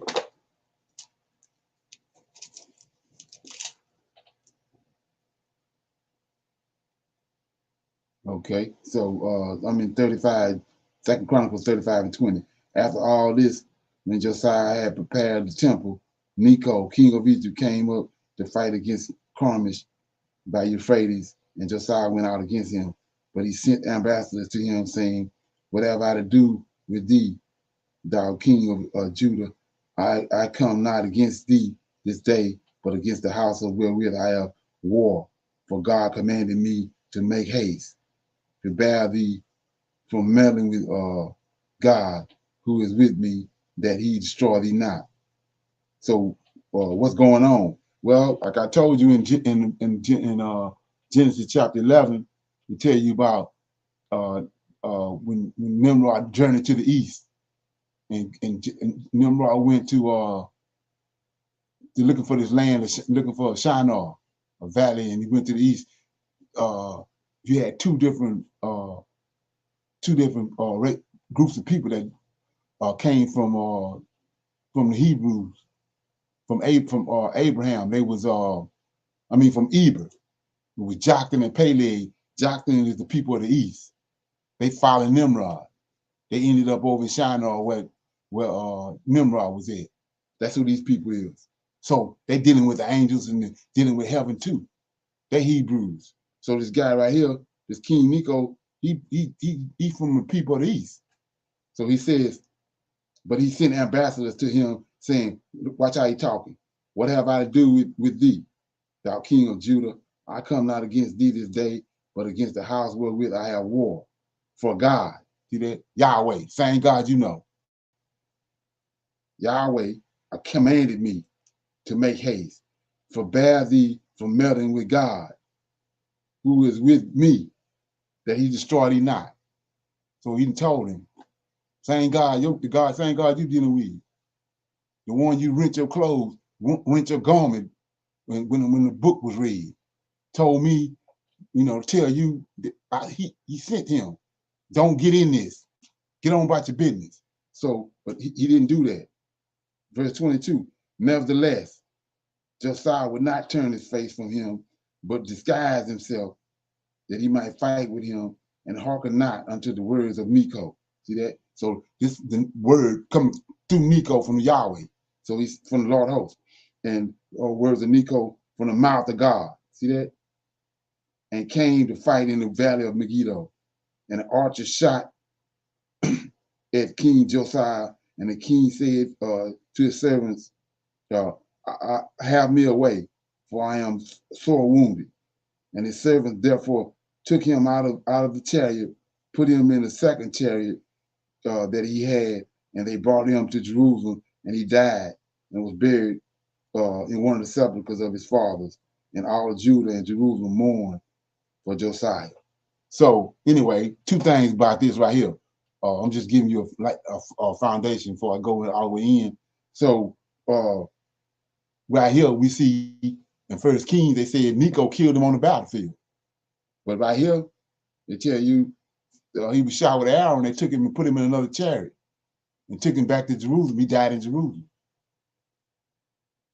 So this Esau at work right here. But anyway, he's saying that one of them saying he died on the battlefield. Necho killed him on the battlefield.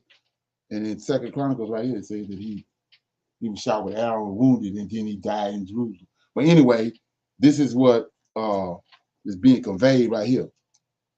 You know, let me get it.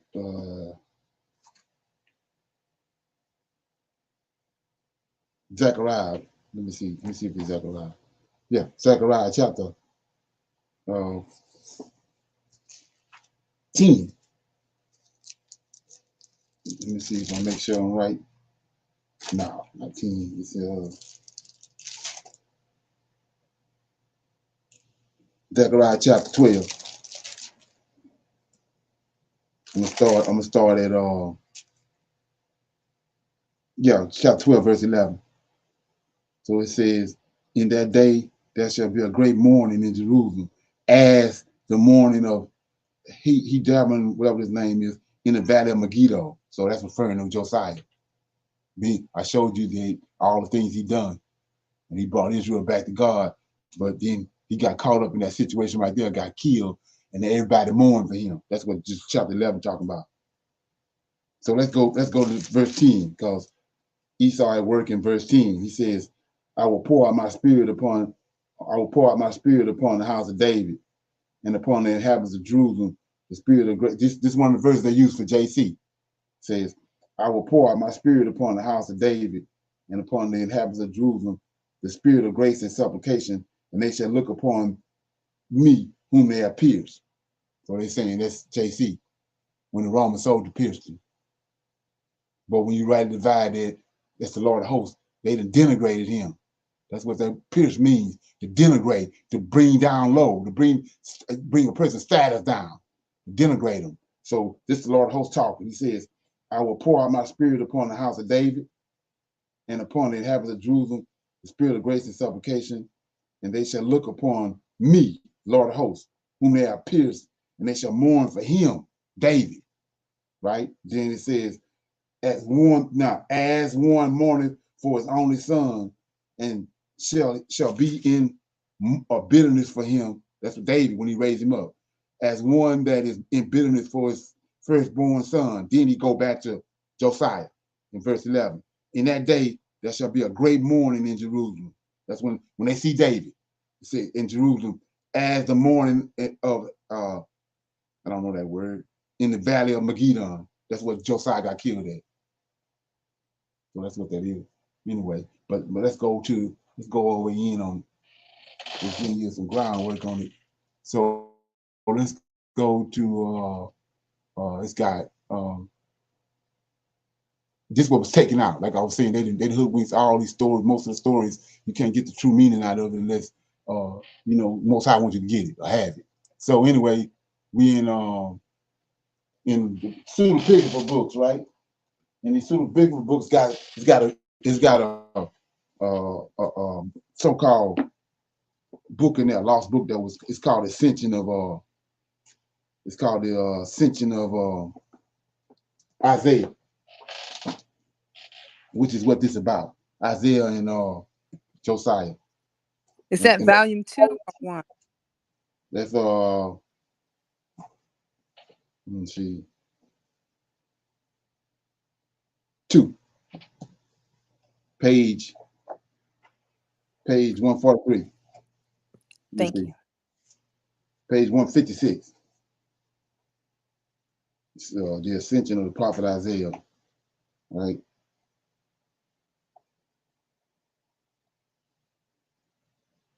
Got it? Yes. Says, in the 26th year of his reign, Hezekiah, king of Judah, summoned Manasseh, his son, for he was his only son.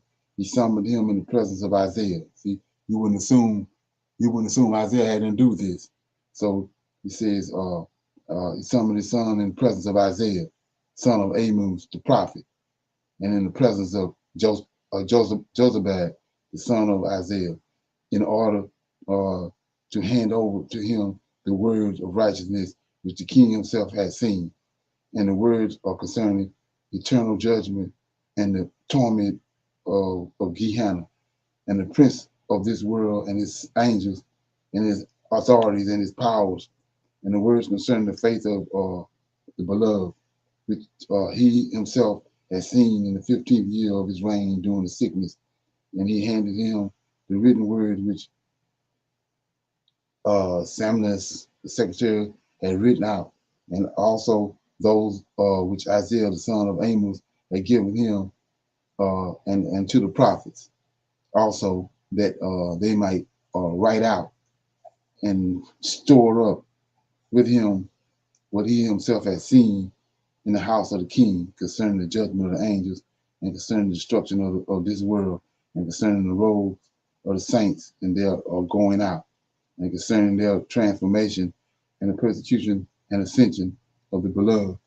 In the 20th year of his reign of Hezekiah, Isaiah had seen the words of this prophecy and had handed them to Josabad, his son. And while Hezekiah was giving his commandment, being Joseph, the son of Isaiah, standing by Isaiah, said to Hezekiah the king, and not only in the presence of Manasseh, did he say to him, as the Lord lives, whose name has been transmitted into this world, and as the beloved of the Lord lives, and as the spirit, but the beloved in this case is Isaiah, and as the spirit which speaks in me lives, all these commands and these words will have no effect on Manasseh your son, and through the deeds of his hands, torment in his body I will depart.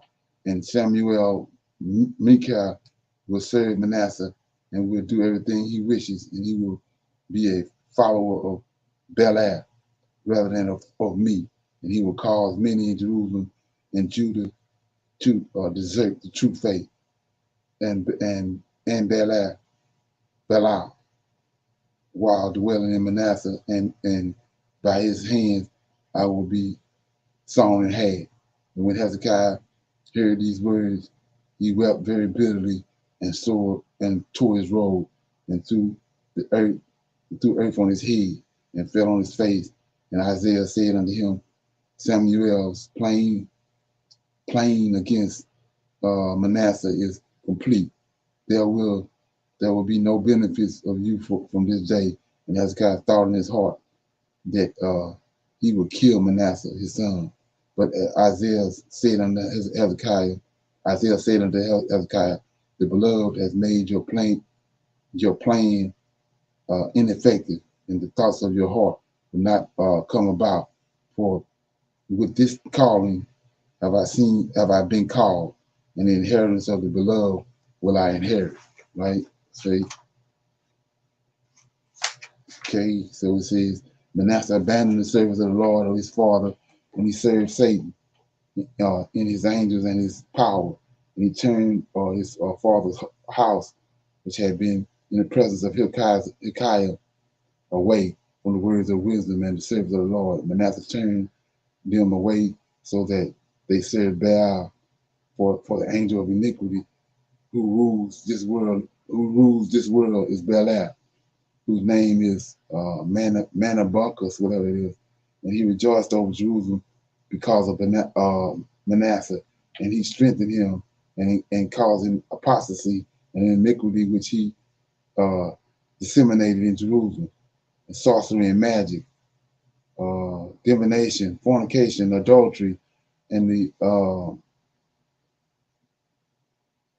the presence of righteousness increased. Persecution of righteousness increased through Manasseh and through Becherah and through Tobah the Canaanite and through John of Antioch and through Ziblab of Newa and the rest of the Acts. Behold, they are written in the books of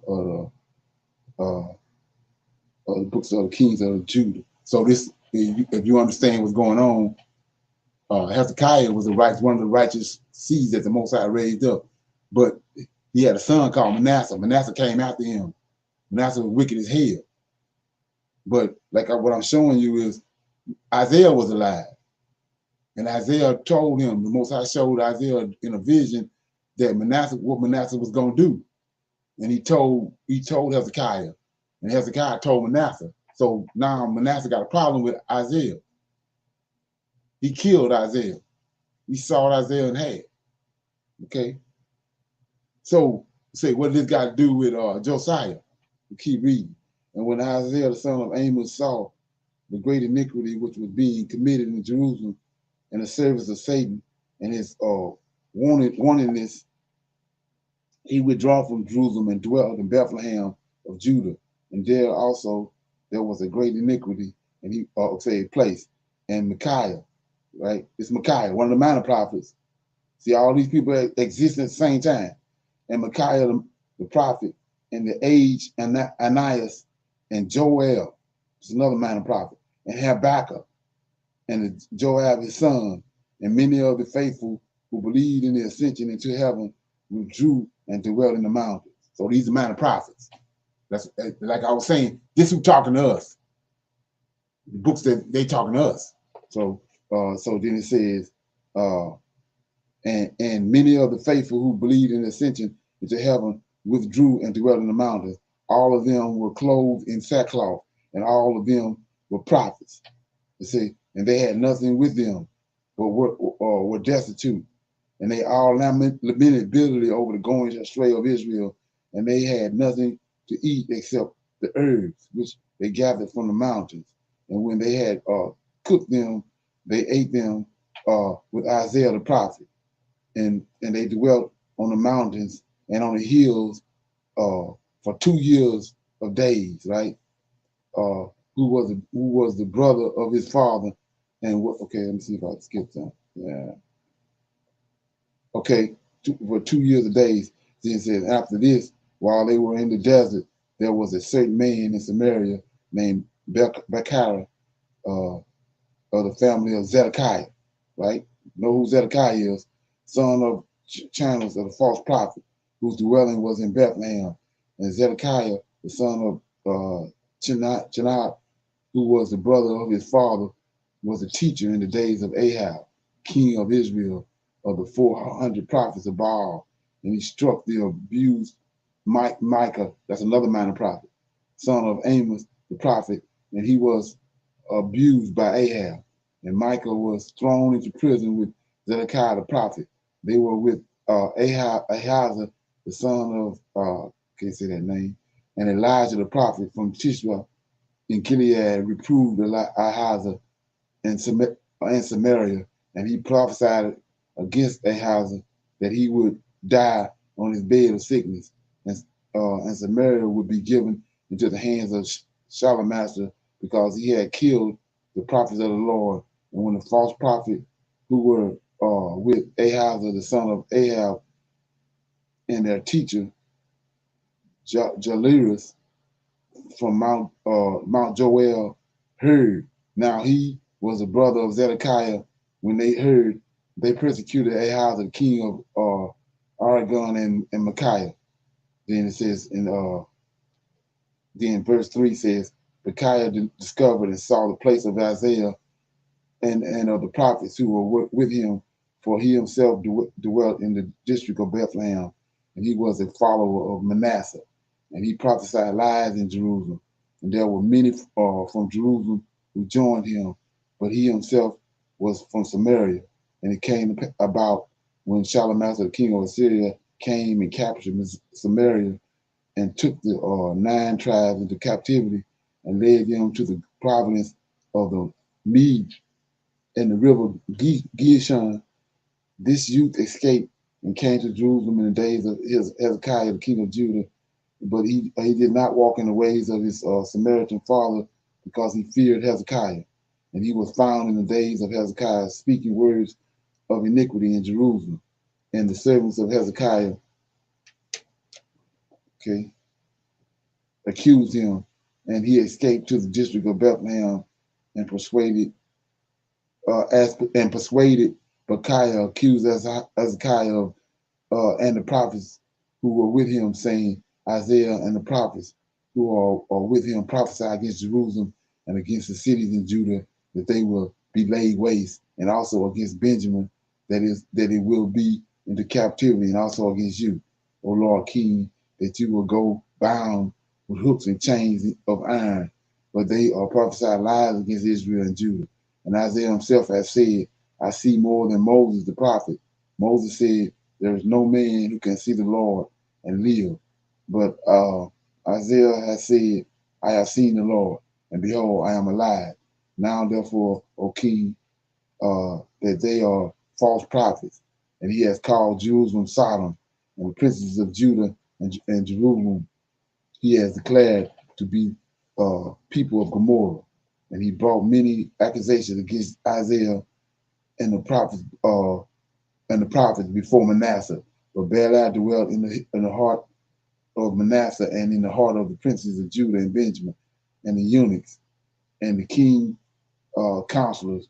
And the words of Bechiah pleased him very much, and he sent to seize Isaiah. Right? Said then Baalah was very angry with Isaiah because of the vision and because of the exposure with which he had exposed Samuel, and through him there had been revealed the coming of the beloved from the seventh heaven, right? Okay. And his transformation and his descent and the form into which he must be transformed, namely of a man, and the persecution of which he would be persecuted, and the torments on which the children of Israel must torment him, and the coming of the 12 disciples, and their teaching. So we see what's going on with this. But the Sabbath, that he must be crucified on a tree. And he crucified with the wicked men. Okay, it's going down. It says, whom he summoned in the last days, and that the angel of the Holy Spirit, look at this, the angel of the Holy Spirit and Michael. Come on. And the chief of the holy angels will open his grave on the third day, and that beloved sitting on their shoulders will come forth. Let me get out of this, man. So anyway, my point was that Manasseh, which too many people don't know, Manasseh killed Hezekiah. He killed Hezekiah for the visions that he had about what he was going to do. He told his father, Hezekiah, Manasseh's father was Hezekiah. He told him that Manasseh going to kill me. And so Hezekiah had a love for Isaiah. So that turned his heart from his son Manasseh, and Manasseh ain't like that. He killed Hezekiah. And not only that, he had told him that he had also prophesied about Josiah. And Josiah, that was the reason why that played out like it was. But they took the information out because of Josiah. What happened to Josiah was that he heard the prophecy about Nico, that Nico was going to come, and that he was going to go up against Nico, but he was telling him that he should forbear and not go up against the same way that the prophet told him about going up against Ai. And they went up anyway and got routed. So he already had that information before he went to go meet Nico by the river. But he refused to deal with it, and that's how he ended up getting killed. And like I say, you see two different versions of that. They're showing you that Nico killed him on the battlefield, but then in 2 Chronicles, they say that Nico shot him, one of Nico's men, archers shot him, and then he fled in a chariot and died in Jerusalem. Okay. Any comments on that?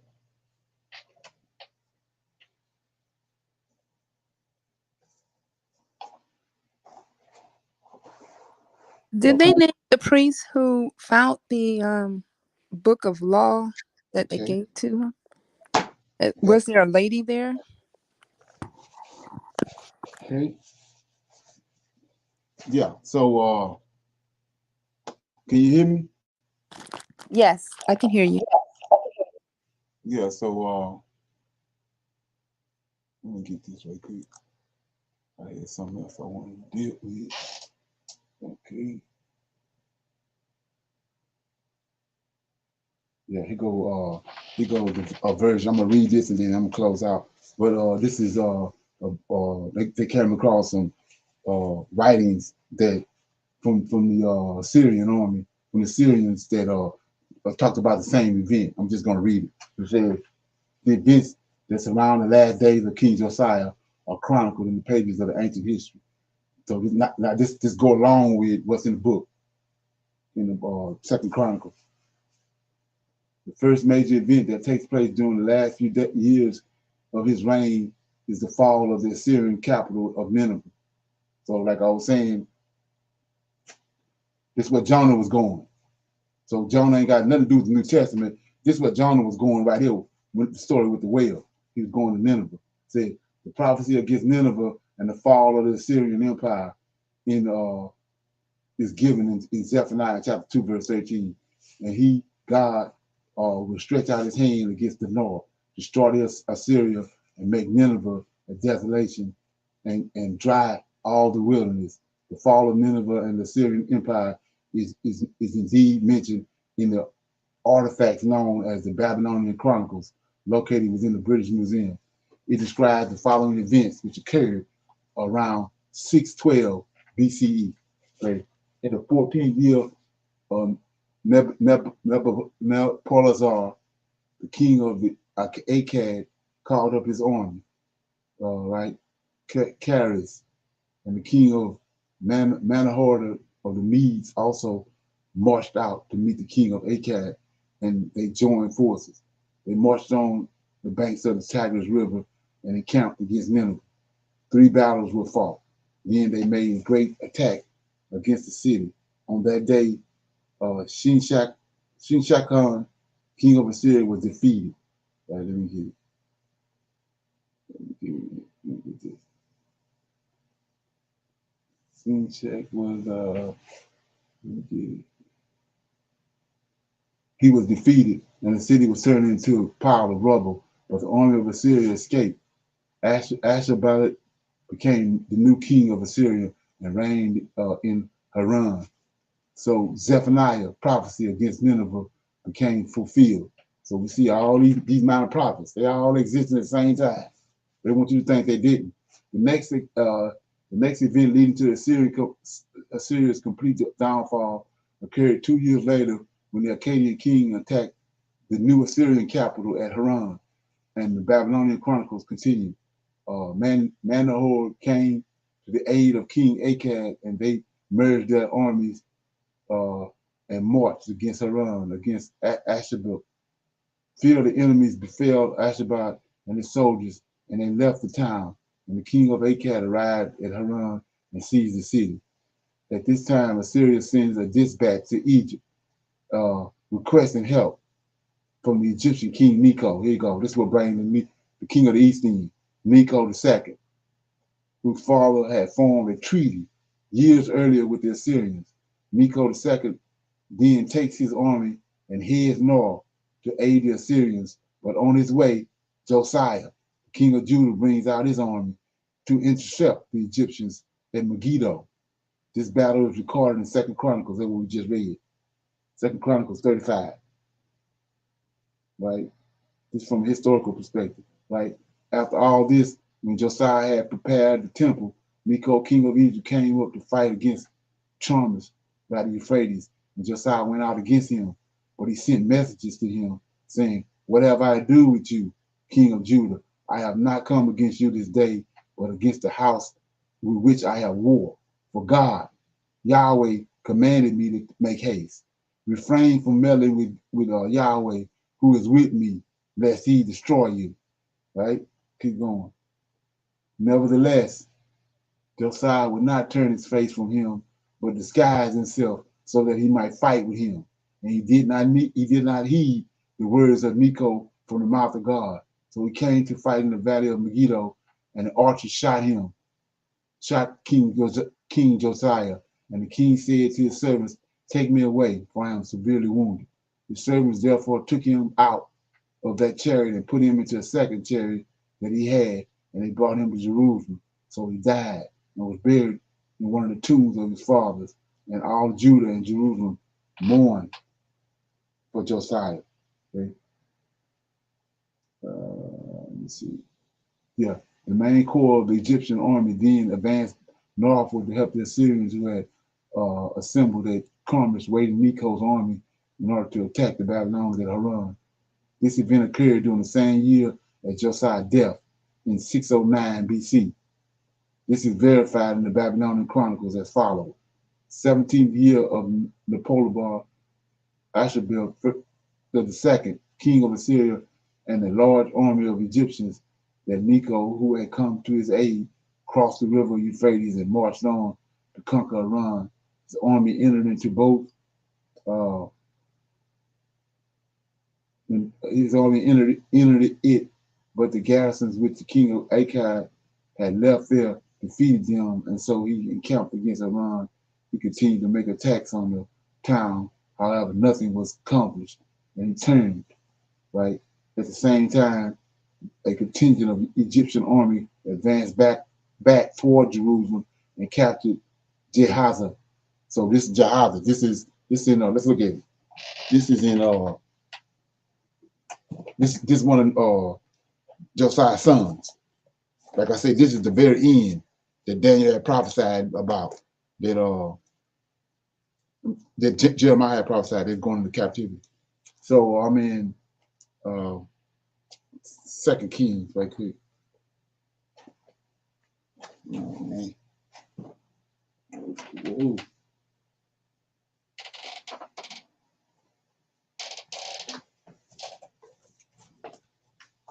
1 minute.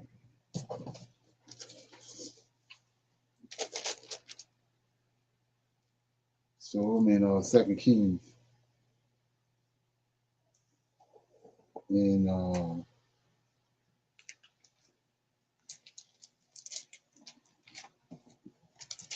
think it's 36.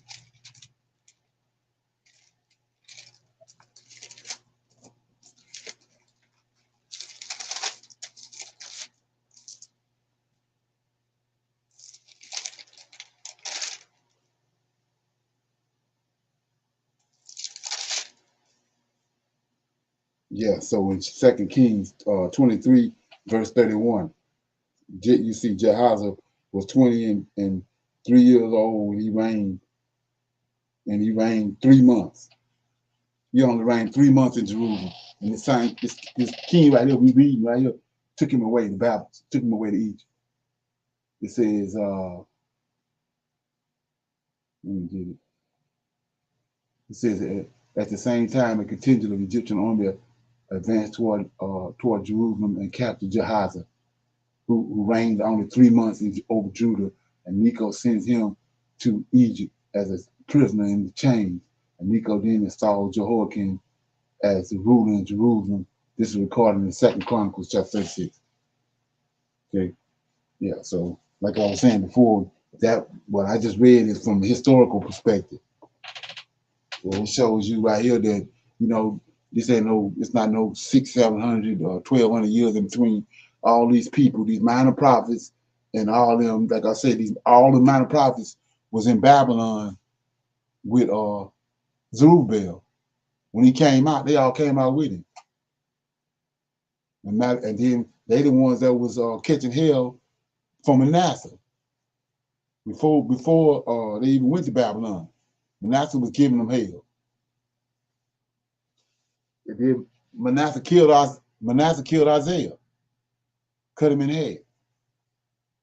And the Bible tells you wasn't no wickeder king in Israel than Manasseh. said Manasseh was the cause for them going into captivity in Babylon. Okay? Any comments?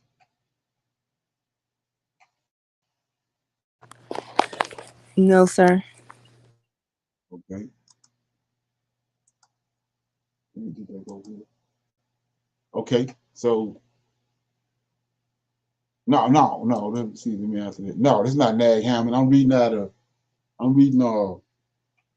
a history book. It's talking about the Assyrian Empire. My objective was to show you that, you know, these people existed around the same time. They changed the time frame around because of what they were doing in the New Testament, and that makes you think that these people lived separately. But all this story, just a story of Josiah, you know, and all the people that's involved in it. They all, you know, all of them back there together. They exist at the same time. Yeah. Okay. Nobody have no comments. Let me get this right here.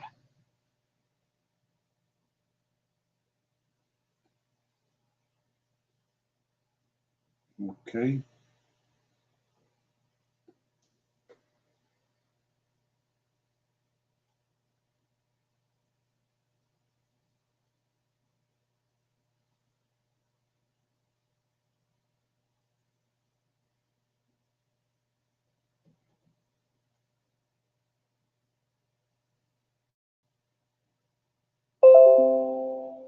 In a minute.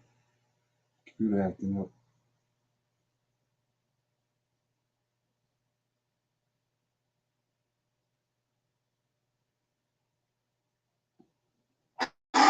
Okay. So I'll see everybody this evening at 6 o'clock.